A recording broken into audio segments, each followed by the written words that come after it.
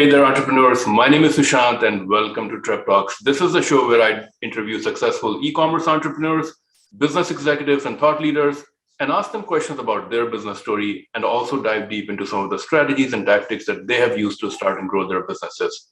And today, I'm really excited to welcome Michael Mader to the show. Michael is the founder of Happy Feet. Happy Feet is a Minneapolis-based sock and apparel company dedicated to supporting the homeless community. And today I'm going to ask Michael a few questions about his entrepreneurial journey and some of the strategies and tactics that he has used to start and grow his business. So thank you so much for joining me today at Trip Talks, Michael. Really appreciate it. Yeah, thank you, Sushant, for having me. I'm going to correct you really quick. It's Hippy Feet, not Happy Feet, though we do make your feet quite happy. We are pronounced Hippy Feet, yes, with an I. Hippy Feet. So I apologize for that.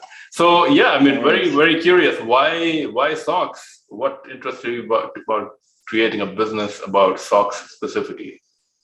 Yeah, I've always kind of enjoyed socks as a fashion item.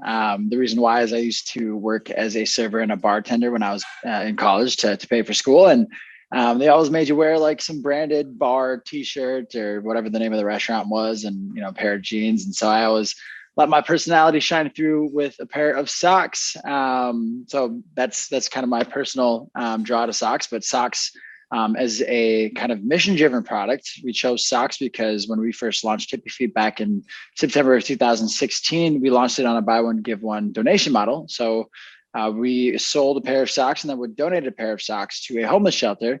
And at that time, socks were one of the most requested articles of clothing at shelters in general. So those are the two reasons why we chose socks for our business. So of course, as you said, it's a mission-driven business. When you started it, did you set out to create something to help the homeless community specifically, or was it more of a business decision that, we have the business, make it mission-driven, and hopefully that will help to drive growth for this? Yeah, we were always mission driven from the get-go.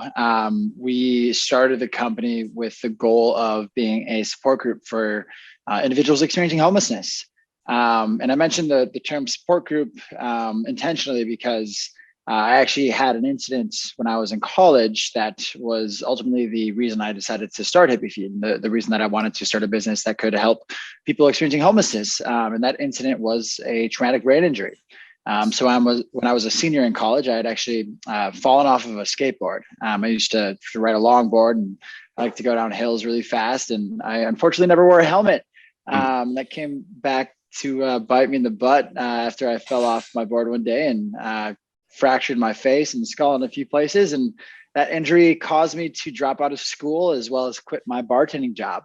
So for 3 months while I was in recovery, I had to rely heavily on my family and friends, those that I considered to be my support group, to keep me going. They were paying for my rent, they were buying my groceries. I had friends like drive to grocery stores to pick up my groceries, to drive me to doctor's appointments. I even had friends like take me out and to like a local state park in Wisconsin so that I could get some fresh air and some sense of social activity. So I realized that without that group of individuals that I likely would have ended up experiencing homelessness myself. If you go through a moment of adversity, an injury, or just a minor setback in general, and you don't have someone to lean on or someone to kind of financially or emotionally support you, homelessness is usually the end result of that. So I felt really fortunate to have this group of individuals supporting me and wanted to be able to kind of pay that good fortune forward. And so that was the initial inspiration for Hippy Feet, is I wanted to start a business that could act as that support group for people that were less fortunate than I was. I mean, two things based on that. I think number one, head injuries are really bad. Like I've seen, like the outcome is generally bad, especially for older people. If they fall and they get the clots in their brain, that's a really bad thing.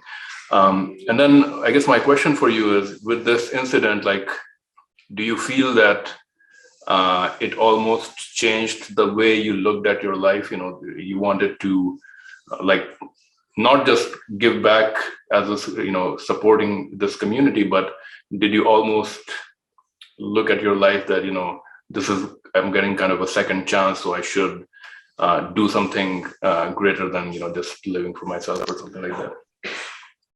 Absolutely, it did. I like to tell people that I was a traditional college student in the sense that I was going to school and more so interested in the social elements of school than I was the actual education. So this injury was kind of a wake-up call for me to actually, focus on my education and be serious about my degree and my time in college. But it absolutely kind of made me look at the world with a set of rose-colored lenses. I kind of saw how lucky I was to come out of that situation without any severe or long-term consequences. But B, I realized that I was just lucky to have family and friends, those that were willing to support me during my time of need. And I wanted to be able to repay that good fortune forward. And so I was very motivated by just the kind of good fortune that I experienced. And, it made me kind of pay closer attention to some of the problems in the world. And homelessness is one of those problems where, I was able to kind of see through the typical connotations around homelessness and recognize like, hey, like some of these people just were dealt a bad hand or had a bad accident or just a series of unfortunate events that led them to the circumstance that they are in. And they don't want to be in that circumstance. They don't want to be experiencing homelessness. They just need the opportunities and the kind of hand up to help get themselves out of their situation and back on their feet. So you realize this calling, which is great, but starting a for-profit business and making it successful is definitely very different than having an idea and having that inspiration. Can you share, like, when you had this idea, what did you do next? How did you actually go about? What were the first steps that you did to actually get a business started? Yeah. So the idea was something that I began to work on while in recovery while I was a student at the University of Wisconsin River Falls. I was really lucky to have advisors and professors in my life that were, kind of willing to take me seriously when I told them that I wanted to A, graduate on time and B, start a business directly out of college. And they were able to enroll me in some programs, specifically business model competitions, both locally at the university and then at a state and then an international level eventually, that allowed me to kind of earn some funding for Hippy Feet. So I actually was able to win the Wisconsin Big Idea Tournament, which is like a statewide business model competition where you essentially like go through the, efforts that you would need to take to bring your idea to a viable business. And so I was able to win the kind of state level competition. I was awarded $23,000 of seed funding to go ahead and start Hippy Feet. And that was what we used for our initial funding to get this company off the ground. At the time, it felt like a lot of money, of course, as a college student, but I very quickly realized how fast $23,000 can disappear.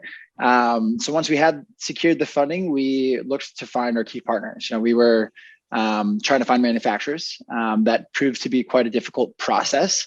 To the point where I wasn't being taken seriously by any of the sock manufacturers that I had reached out to. One of the values that we had instilled in the business and still have today is we wanted to make everything in the United States. So we were reaching out to domestic, US-based sock manufacturers, and I would tell them I'm a college student that wants to start a business, and that was enough for most of them to be like, yeah, we're not going to work with you. We don't take you, very seriously, or at least they didn't expect it to have success. And the manufacturer that we still work with today, I actually had reached out with via email and just said, hey, here's what I'm trying to do. I need to find a manufacturer for my products. And if you are willing to, take a meeting, I'm going to fly to your facility tomorrow and we can meet in person. So I actually was able to get connected with this manufacturer out of North Carolina. I bought a plane ticket that night. And the next day I was on a plane to North Carolina to meet with this manufacturer. I was there for 12 hours in total before I flew back to Minneapolis, Minnesota, but I flew back with our first 6 products designed and ready to sell. So that was a part of the journey, is obviously setting up manufacturing. We launched the business in September of 2016 on that buy one, give one sock donation model that we started on. We're no longer operating under that model today. We can touch on that later, but we didn't actually have a website until November of 2016. So we actually earned our first bit of revenue by going and setting up at fairs and different kind of vendor markets or holiday festivals. And we did so in the first kind of 3 months or 2 months of being in business without a website. That was how we made our money, is we would go and sell products in person. It was obviously not a very scalable solution, but we needed to generate some revenue so that we could kind of try and grow and scale the business. And we're able to do so in those kind of first couple of months through in-person events. And come November, we were able to get the website live and take advantage of the kind of holiday season and the sales that came with that. And so the value proposition of your products and your business is really, number one, it's mission driven. Number two, products are made in the US. But besides that, I guess more of the design of the socks, or because socks is such a common thing, like anyone can go to anywhere and just buy it. What is it that people are buying by buying these socks? Yeah, so the values that we kind of brought into this business from the day we started were three-ish things. We wanted to have an impact on people experiencing homelessness, the mission aspect of our business. We wanted to make all of our products sustainably. So we still make our products with either recycled or organic cotton today. We are very, very strict about the materials we use to make our products, very sustainably driven here at Hippy Feet. Obviously, we wanted to make our products in the USA. And then the kind of fourth value that we added shortly after launching the business was to always improve the way that we give back, always improve upon the way that we are helping the homeless community. And so over the course of the last 5.5 years, we've actually made several changes to our mission. We started with that buy one, give one sock donation model. Then we transitioned to an employment model where Hippy Feet was actually providing jobs to homeless youth. And then as of 2 weeks ago, we actually just announced in the middle of March that we are switching our model once again, and we're going to donate 50% of our profits to charities that are helping young people ages 16 to 24 who are experiencing homelessness. So those are the four kind of values that lead everything that we do here at Hippy Feet. But if you talk about like customer values, why they buy our products, we actually ran a survey a few months ago and asked our customers, what are the reasons that you buy our products, and ranked in order, it was because of our mission to help homeless youth, because of our sustainability efforts. The product design was number 3. We always try and have fun and funky designs. We actually play really well into the kind of hippie part of our name, the 60s and 70s design elements that we try and model our products after. And then the fourth value that our customers ranked in terms of importance to them was the American-made manufacturing. So our mission is always going to be what we lead and make this lead our business and make decisions, kind of about how our business operates. We're going to always keep the mission in mind. Sustainability is always going to be important as well. And then, of course, the American-made products, and then our fun and fashionable designs are always something that's valuable to us.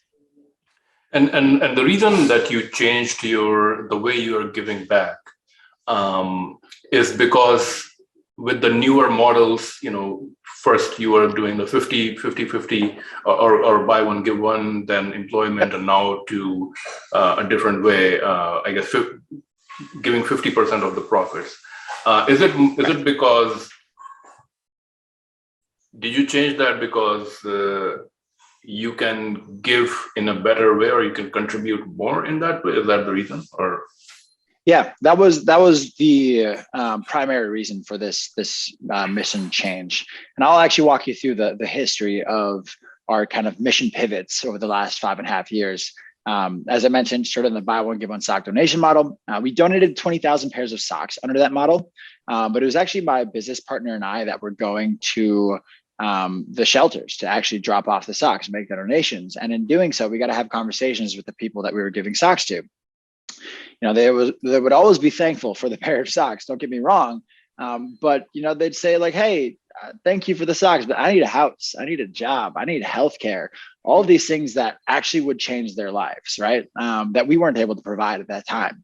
So, we wanted to have this deep and meaningful impact on the homeless community. Giving somebody a pair of socks to us wasn't doing that. So that is why we transitioned at that time to an employment model. Our first effort at an employment model is called pop-up employment. That was where we would go directly to youth homeless shelters and pop up in their drop-in centers and say, hey, we're going to be here for 6 hours today. We will hire you to package socks and we will pay you cash on the spot. If a young person wanted to work for an hour, that's fine. If they wanted to work for all 6 hours that we were there, that was even better. And we would actually just kind of offer them employment for a day. And over time, some of the young folks that we were employing started coming back every single day that we were there. And again, out of the desire to have the most meaningful impact on these young people that we possibly could, we decided that we were going to make this employment program go from a temporary kind of this pop-up employment model to a long-term form of employment. So from 2020 to the end of 2021, so for 2 full years, we actually hosted a 6-month job training program at Hippy Feet's office in Minneapolis, Minnesota, where we hired young people ages 16 to 24 who were experiencing homelessness to manage our warehouse. So we hired them to do things like sock packaging, order fulfillment, product assembly, screen printing, embroidery, basically anything you can imagine happens at a warehouse. That's what we employ these young people to do. And that program was really effective. However, by introducing the employment model, Hippy Feet was essentially functioning as 2 separate organizations. We were trying to sell products, reach new customers, grow a business, bring in revenue. That was kind of the for-profit side of our business. And then we had this employment program where we were trying to, provide a pathway towards self-sufficiency for homeless youth. That was the nonprofit side of our business. So as a for-profit business, we were trying to do 2 things. And unfortunately, it was incredibly complicated for us to try and do both things simultaneously. But it also wasn't my area of expertise. I have a marketing degree. So I'm good at selling stocks. I'm good at marketing products, but I'm not a social worker. I don't have the background in social work that would make me qualified to deal with some of the issues that we saw come out of our employment program. I mean, this is a very vulnerable population that has gone through a lot, that is going through a lot. And they're just trying to kind of get, back on their feet and put one foot in front of the other. So we wanted to, make sure that our program was the most authentic thing that it could be for these young people. And unfortunately, having myself administer the program, it wasn't bringing the expertise to the table that I thought it required. So the biggest driver for this change to the 50% of profits donated model is we decided it was time to defer to the experts. There are nonprofits across the country that are doing incredible work with youth experiencing homelessness. We figured we should fund those nonprofits rather than trying to reinvent the wheel and offer employment to young people on our own. I mean, a lot of these young nonprofits have employment programs already. They have housing facilities already. They have basically every type of service that a young person experiencing homelessness needs to get back on their feet, whereas Hippy Feet was offering just one. So we figured our dollars are better off being given to these organizations that are the experts on youth homelessness and can address all the issues that these young people are facing while living on the streets. So that was the biggest reason for this change, is we wanted to be able to, again, have the deepest impact that we possibly can on youth experiencing homelessness. And we knew that by giving money to the experts, those that have the social work background, those that have the nonprofit structure around them, was going to be the best way for us to have this impact on homeless youth. Any business that wants to create a mission-based kind of a business, I mean, of course, if you're giving away 50% of your profit, that means you're not able to invest that money in your business to grow your business. And let's say 1 year your business didn't do as well as you had expected, and you don't have that safety net to continue going or anything like that. I mean, it's kind of a two-edged sword. I think one on the one side you're helping the people, but then you're also hurting your business in certain ways, I guess. How do you see this 2 sides? What kind of advice would you give to any other business who wants to go the same way? Yeah, first of all, Hippy Feet has always reinvested a good portion of our profits back into the business for growth. And it's worked. We've been able to sustain growth over the last few years. We were up 156% from 2020 in 2020 over 2019. And then 2021, we grew, I believe, 45% over 2020. So we've been able to sustain the growth and reinvest, our earnings back into the business. But I think one of the unique things about this new change to the 50% of profits donated model is Hippy Feet's going to actually be able to have the same or greater financial contribution to nonprofits that we were paying wages through our employment program. So we're actually going to be able to give the same or more dollars and still maintain our profits. As you can imagine, trying to employ a bunch of young people experiencing homelessness, that was a costly endeavor. We had to kind of try and create our own nonprofit, if you will, but doing so under this for-profit model So there were associated costs with that weren't just the wages. And so by removing this kind of complicated process of giving back, we simplify our business a lot more, can focus solely on driving profits, creating more money to be reinvested into the business, but at the same time, more money to be given to nonprofits that are helping homeless youth. So my advice to any entrepreneur looking to start a mission-driven company is, you got to be really damn passionate about the mission. Like you got to care a lot. If you are motivated by making money, don't start a mission-driven company. Go start a sheerly profit-driven business, or go work in sales somewhere and make a ton of money and let somebody else take care of the hard stuff, and you just worry about putting money in your own bank account. So if you are looking to start a mission-driven business, you have to be really passionate about the business. That needs to be what fuels you, what keeps you going, and really what leads every decision that you make for the business. It has to be consuming, and it is for me. I really want to be able to leave this world knowing that I made a really deep impact on individual lives and actually change individual outcomes. And so that's what motivates me, and that's what keeps me focused and kind of very intentional about my work. But that would be my advice to other founders: is make sure that you are incredibly motivated by the work that you're doing and passionate about the work that you're doing, and also be nimble. The idea that you have at first about how you're going to change the world is going to change, and you have to be ready to change with it. So knowing that your first solution isn't going to be your end solution is going to be a strength to be able to recognize, hey, sometimes you have to make those changes to achieve the goals that you want. So be nimble. So you mentioned that you had your education is in marketing, and when you started this business with this mission-driven purpose, how did you use your marketing to actually get that message to the market? How do you drive people to come to your website and start purchasing these items? Could you share a little bit about some of the things that you did at the beginning to really drive the sales on your website? Yeah, well, unfortunately, the world has changed quite a bit in the last 5 years since I graduated. With the introduction of Facebook and Instagram and their ad platforms, that is how most e-commerce companies reach new customers. And that's how Hippy Feet has reached new customers. But then we had iOS 14 happen in the middle or start of 2020, where Tim Cook and Apple decided to restrict data to third-party apps, meaning we have almost 99% less data than we used to on our customers. And so it's become harder to reach people on platforms like Facebook and Instagram. But those are the two platforms that we still advertise on today and do a lot of our marketing on. Though after iOS 14, we've gotten a lot more intentional about our email marketing efforts and our retention efforts, trying to keep customers that have bought from us and turn them into lifetime customers, someone that is purchasing products from us on a regular basis.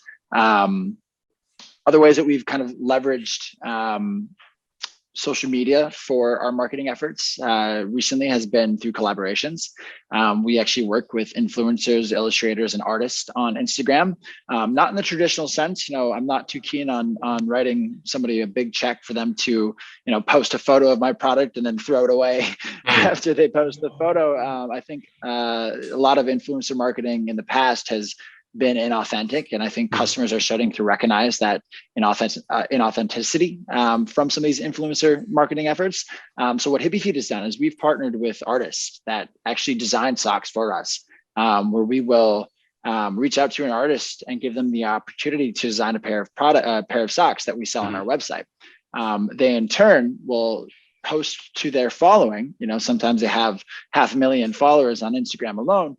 They'll post to their following and direct people to the Hippy Feet website. All of those people become new customers of ours that we can actually retarget with ads later that we have more data on because they've already visited our website. So that's been another way that we've leveraged social media to enhance our marketing, is by actually working with artists, giving them a cut, of course, of the revenue that's generated from the sale of their socks that they designed.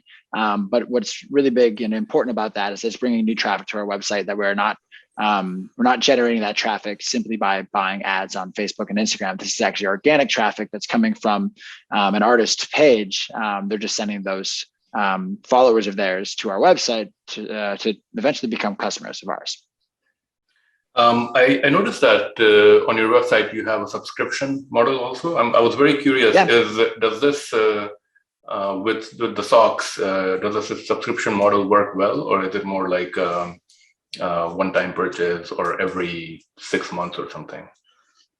Yeah, so our subscription model is actually new enough where I can't give you as much data as I would like.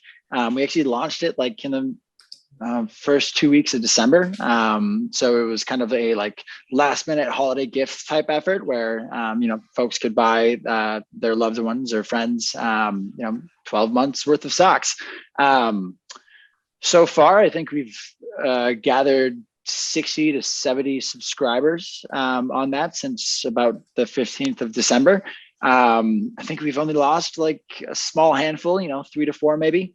So we're hoping that we can keep those subscribers on for an entire 12-month period, but it's just too soon to sell. Obviously, the strong advantage of having a subscription model is it's consistent revenue. It's revenue that is automatic at the start of every month, and that's something that is really attractive to us as a sock business, which socks as a product is quite seasonal. We still do about 50% of our revenue for the course of a year in the fourth quarter of the year alone. So we see a lot of our sales spike kind of going into the holidays. So for us to be able to have consistent revenues through some of the slower months, like end of spring or early summer, that is a really, really big benefit of having that subscription model. So we're hoping it continues to grow, and we're hoping that it can be this consistent source of revenue for us. Are you selling internationally, or is it mostly just North America? We sell primarily to folks in North America, specifically the United States. When we advertise, we only advertise to the United States. However, with our new collaborations where we have influencers and artists design a pair of socks for us to sell on our website, that has actually brought in a decent amount of international orders. We actually partnered with an artist from Singapore to design a pair of socks. So we saw a large amount of the orders from that collaboration coming from overseas. So that's kind of the way that we've entered some of the international markets, is through these collaborations where they are, artists based in different countries or artists that have followers based in different countries. So that's been able to generate some international purchases for us. But in terms of where our focus is at, it's still in the United States here. Do you ever think about going more or doing more business internationally? Like, because of course, the rest of the world, it's there's a lot of people out there who can probably vibe with your mission and buy. I mean, sock is a universal product. I'm thinking, from an e-commerce business perspective, what kind of challenges you feel at this point?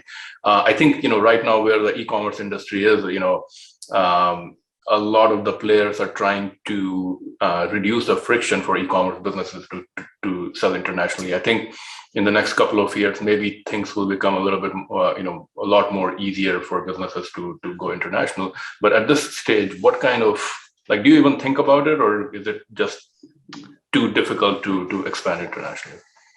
To be honest, I don't think about it all that much. I have friends that sell products internationally, and the good thing for socks is they're light, so they're cheap to ship. So we can definitely, make up for some of the increased shipping costs that we have to essentially push onto our customers. But yeah, we really don't think about international shipping. And there's the main reason why is I don't think we've sliced enough of the pie here in the United States. I think we have so much opportunity to grow here simply in the United States. And we want to be able to, seize all of that opportunity before we start considering moving outside of the US. But I also think one of the challenges that we face in terms of moving our business internationally is, the world's view on homelessness is not the same. I mean, it varies so drastically amongst political lines here in the United States. You have some conservative thinkers in the United States will view homelessness in one way, is where more liberal thinkers will view homelessness as another way here in the United States. And so those kind of differences of opinions on homelessness are very they range drastically across the world, where some countries look at homelessness in a different light than others. And so I think that there's just a lot of connotations around homelessness in general, and we still make an effort to educate our consumers in the United States about why they should care about people experiencing homelessness and how they can care for people experiencing homelessness. But that's not the kind of educational campaign that I think would be worth our time in some other countries right now. Do you have any competition? I mean, for a mission-based business, do you have any, real competition, or because, I mean, even though the product is a kind of a commodity, because you have a very strong mission, I guess, another company has to come up with a strongly, equally strong mission to try to compete, who the customer buys the sock or, another product from. Yeah.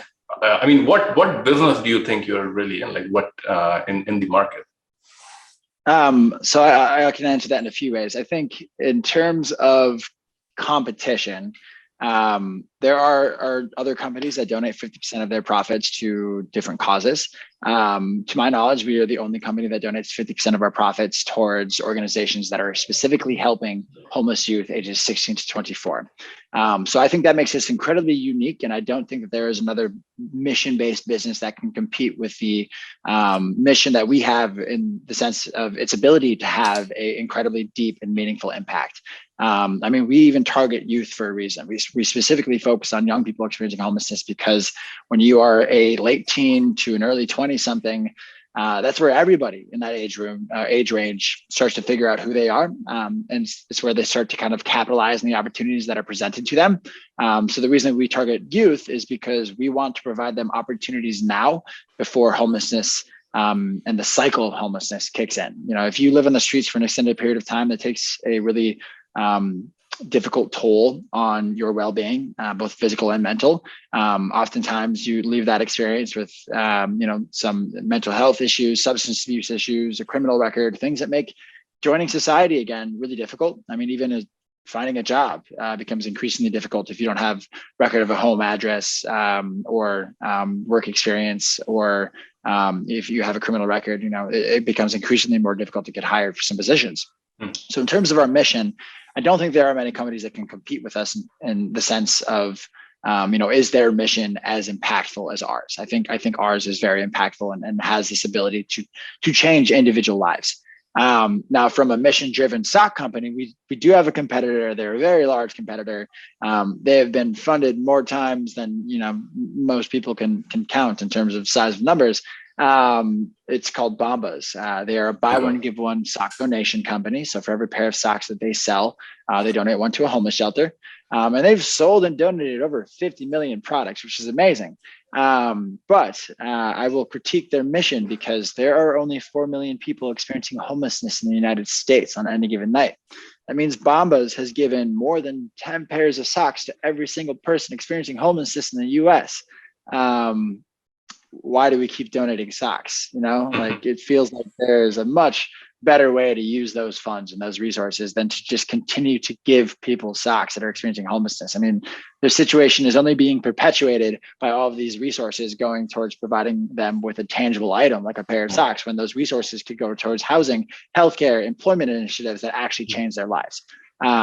So, and that's not to include all the church groups that have biannual sock drives to donate socks to their local homeless shelter. Hanes donates millions of pairs of socks every single year, and they don't market that either. You have to go and search for those efforts. So I think, buy one, give one as a concept, it's outplayed. It's not impactful. It doesn't work the way people wanted it to. Even Tom's no longer does the buy one, give one donation model because they've given shoes to places that don't need shoes. They too have switched to a 50% of profits donated model. Our neighbor, here in Minneapolis, Love Your Melon, they started by donating beanies to children experiencing cancer. They donated 2 beanies for every kid in the country experiencing cancer. Then they decided they're going to give half their profit. So I think the need for socks within the homeless community has been addressed. It's time for some of these businesses to focus their efforts on actually having a meaningful impact.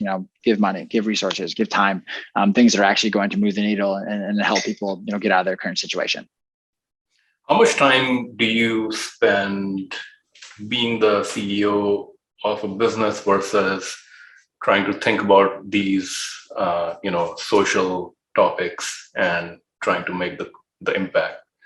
Uh, Well, I would argue that thinking as the CEO of a mission driven company, that is part of my role, right? Like I should always stay educated on the topic that we're trying to address through our donations of profits, and that being homelessness. So I think it's very important for me to stay knowledgeable on the state of homelessness in the United States and where resources are going and how we can kind of either contribute to those resources or offer a new way of supporting people experiencing homelessness. So I think all my time is spent on being the CEO of a mission driven company, and I include the kind of education that I give to myself about better ways to help the homeless community. what does your team look like right now? Yeah, we have 3 full-time employees, myself included, and then we have 3 to 4 virtual assistants that do some work for us, both in like the customer service standpoint, as well as in some outbound sales for our B2B business. We have a custom socks business where we will sell branded products to other organizations like Microsoft, Pixar, and several major universities. Minnesota Timberwolves, an NBA team here locally we've worked with. So that's kind of our core team. 3 people internally full time, and then a few virtual assistants that help with some remote work. And then we have a fulfillment partner. We use 3PL to ship all of our products. They're based, in Chanhassen, Minnesota, so not too far from where we're at as well. And do you find working with the 3PL, is it they're responsible for shipping out the products? Like you don't work with carriers directly, they're the ones managing everything. It's completely hands-off. Correct. For the first 4 years or 5 years of being in business, especially when we operated our own employment program for homeless youth, Hippy Feet operated or handled all of its fulfillment. Mm-hmm. We were shipping all of our own products. We managed our own warehouse. It was very time consuming and exhausting, to be honest with you. There's a lot of work to handle, the fulfillment for both the B2B business and an e-commerce business. And we were trying to employ youth experiencing homelessness to do this work. And, when those folks are worried about where they're going to sleep that night, they're less worried about what products go in which package. So there was some mistakes that were made and costs that we incurred as a result of those mistakes. And so I am very, very satisfied with working with our 3PL provider. I think it has been a major benefit to Hippy Feet since we chose to do so. It has freed up a ton of my time. I don't have to worry about, making sure orders go out every day or making sure that the young people are on task and doing the orders correctly. So personally, it's opened up a lot of time back in my day, and we've actually been able to leverage that time into increased revenue. We are coming off of the past 3 months. The first quarter of the year was our best quarter of any year in the history of Hippy Feet. And I credit that a lot to the amount of time that I got back in my day to focus strictly on revenue and outbound sales. And so we are currently in the best position we've ever been. I think we're about 130% up from the first quarter of 2021. Wow, very good. What does future look like for you, for your business? You're pretty young. Do you want to continue just building this business? Do you see yourself in this business for, decades and decades, or do you have like a plan for future? Yeah, I see myself building this business for a while now, especially now that we've just announced this new mission to donate 50% of our profits. I think that is going to be an advantage to us as we grow, both from reaching new customers and new markets from that standpoint, but as well as from growing the impact of our mission. So one of the things that Hippy Feet is working on now is to expand the geographical footprint of our donations. Historically, if you bought a pair of socks from us, we employed a young person experiencing homelessness in Minneapolis, Minnesota. But today, if you buy a pair of socks from us in LA, we actually have a new partnership with a nonprofit called My Friend's Place, where we will be donating some of our profits to at the end of every year. We are announcing this new partnership in LA, or have announced this new partnership in LA, but we are also announcing partnerships in Chicago, Seattle, Denver, Austin and New York later in the year as well. So starting to expand the geographical footprint of the business. Ways that I see this company growing into the future is primarily through e-commerce. We will continue to focus our efforts on e-commerce, though our B2B business will always be a good revenue producer for us. We're going to be expanding our product line. I mean, we started with socks, but we've sold apparel and other types of knitwear in the past. Sweaters do really well for us in the fourth quarter. So we'll continue to experiment with new products and find things that not only match the brand, but, you know, kind of match the seasons that we're trying to sell in. But yeah, my goal here is to continue to grow this business and be able to grow it to a scale that allows us to make some sizable donations at the end of every year and, you know, really help improve the lives of youth experiencing homelessness. Now, I know you mentioned a few pivots in your mission. I know in every business, there's always mistakes made, lessons learned. Purely from a business perspective, do you have like a biggest mistake that you made? And what was the lesson learned? What can others learn from that? Yeah, we ignored SEO for like 2 years. Okay. We didn't even think about it. Looking back, that was wildly foolish. So we spent the last 3 years kind of trying to correct our wrongs by ignoring SEO, by spending a lot of time and energy in SEO, and that work's paid off. I mean, over the fourth quarter last year, I think we were doing a little over $500 in revenue from SEO alone. I mean, that was just pure organic web traffic that was coming to our website and converting to be customers. So, you know, we ignored SEO early on, and that cost us money, and it cost us time. You know, we had to go back and focus our efforts on SEO so that we could rank higher on Google and you know, be findable to our customers. And so that was definitely a foolish mistake of ours early on, is ignoring SEO. But I'm happy that we corrected that wrong and have been able to kind of reap the benefits of good SEO since then. So all the marketing you're doing in-house, or do you work with like an external agency or something? We currently do all of our marketing in-house still, yeah. Okay. So now I'm going to move on to our rapid fire round. And in this round, I'm going to ask you a few quick questions and you have to answer maybe one, 2 words, 1 sentence. So the first one is one book that you would recommend to entrepreneurs in 2022 and why? Outliers by Malcolm Gladwell. If you haven't read it, definitely check it out. It is just a really good kind of study on high performing individuals and, you know, why they performed at such a high level, you know, what made them outliers. So I think it's just a really fascinating book. Some cool hip hop knowledge in there too, for those that like hip hop. But yes, Outliers by Malcolm Gladwell. That's a good one. An innovative product or idea in the current e-commerce, retail, or tech landscape that you feel excited about? Yeah. I am excited about, I think one of the things that I've seen recently, we haven't implemented this for Hippy Feet, but embedding kind of customer testimonials on your website, where you're actually working with real life customers that have bought your products. It kind of makes it a more in-person shopping experience when you go to somebody's website and you have a video testimonial from a real person, a real customer who says, hey, this is why I love this brand and this product and why you should buy from them as well. I think it kind of takes a lot of the things that people enjoy from in-person shopping and applies it to e-commerce. Like I said, we haven't applied it to anything for Hippy Feet yet, but I'm excited to see where that kind of trend continues in the future. A business or productivity tool or software that you would recommend, or a productivity tip?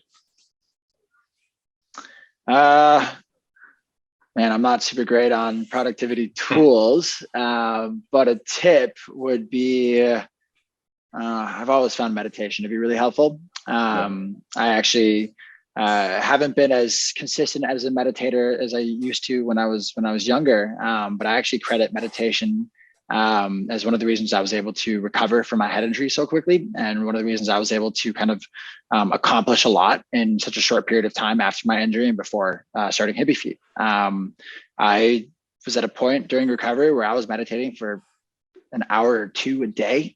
So I dedicated a lot of my time to just trying to dive inward and understand myself and heal myself and be my best self. And I think that had a lot of positive benefits for my productivity as well, to be able to clear my mind at the start of every day or at the end of every day and kind of focus on what it was that I wanted to accomplish that day or the following day. that has been a really useful technique for my productivity. I don't meditate hours a day anymore today, but if I can squeak in a quick 15 minutes in the morning, I always find that I'm more productive that day. Okay. A startup or business in e-commerce, retail, or tech that you think is currently doing great things? Yeah, groceries apparel. They're probably less of a startup these days. They're 12 years old, but they're based in LA. They are a sustainable fashion brand. They're fully integrated, meaning they manufacture all of their own products. They cut and sew, and they do the dye for all of their products. But I think what makes them so innovative and why I'm such a fan is that they are one of the first and definitely the largest veggie dyed apparel companies in the country, meaning all the dyes that they use in their products comes from vegetable waste. And so it's a very organic, very healthy, toxin-free way of dyeing apparel products. And they've seemed to master it. So I'm a big fan of what those guys do, and hopefully Hippy Feet and Groceries Apparel can work together in the near future. Might have something working here. Yeah. Oh, cool. A peer entrepreneur or business person whom you look up to, or someone who inspires you? Yeah, I got several. An obvious one is Blake Mycoskie, CEO and founder of Tom's, or I guess former CEO and founder of Tom's. He was one of the first dudes to kind of introduce mission-driven businesses. And he too made several pivots to the way he gave back over the course of his journey with Tom's. I mean, they started with the buy one, give one donation model, and they ended up giving portions of their profits to different initiatives like education, healthcare, and clean water initiatives in third world countries. So, and domestically. So I think that's somebody that I look up to as a mission-driven founder. There's definitely a handful of dudes locally that I look up to and respect as well. One of them is a guy named John Gwenver. He is the co-founder of a company called Woodchuck USA.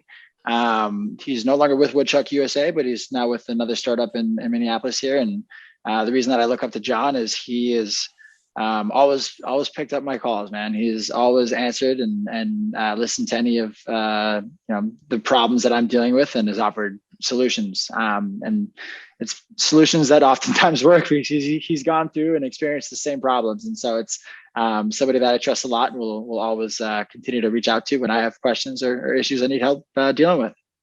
So he's kind of a mentor for you. Yes, absolutely. Final question. Best business advice that you have ever received or you would give to other entrepreneurs? I'll tell you my advice to other entrepreneurs, and I'll tell you the best business advice I've ever received. My advice to other entrepreneurs is start doing shit as soon as you possibly can. I mean, I started working on Hippy Feet in college. If you think that you are going to be interested in being an entrepreneur at some point or another in your life, start yesterday, because you can only get better. You can only fine tune your skills. And the only way to fine tune the skills of an entrepreneur is, unfortunately, to fail at being an entrepreneur. And if you are going to fail small and fail fast, so you can keep moving forward and make pivots onto either the next idea or the next business. And again, I'll go back to be passionate about whatever it is that you're doing. I'm not so much of I don't love the saying "fake it till you make it," but be passionate as often and always as you possibly can. If you are passionate about something, you can oftentimes power through whatever problems you're facing. So if you're passionate about something, oftentimes you'll learn about that thing, and you don't have to fake it to make it. Now, the best advice that I got was by my college advisor. When I came to them after the first month of recovery from my head injury, I sat down with like a notepad that I had scribbled the outline of a business plan for Hippy Feet. And I sat down with this advisor and I said, hey, I want to start a company. I want to take all of the classes that I was supposed to take in the fall and missed because of this injury. I want to take them online in the spring, and I want to take all my spring classes in person. I want to take 30 credits and start a business. He told me to drop out of school because I wasn't a good student, and told me to go enroll in like a trade program. And that was like the only option I had for a career.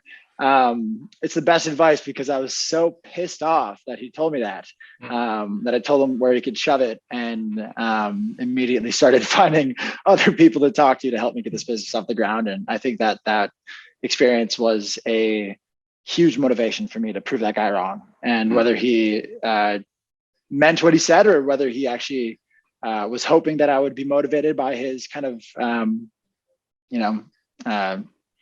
non-motivated statement, I think that experience really motivated me to be the best person I could and be the best entrepreneur I could and to prove him wrong. So that is the best and worst advice I've gotten so far.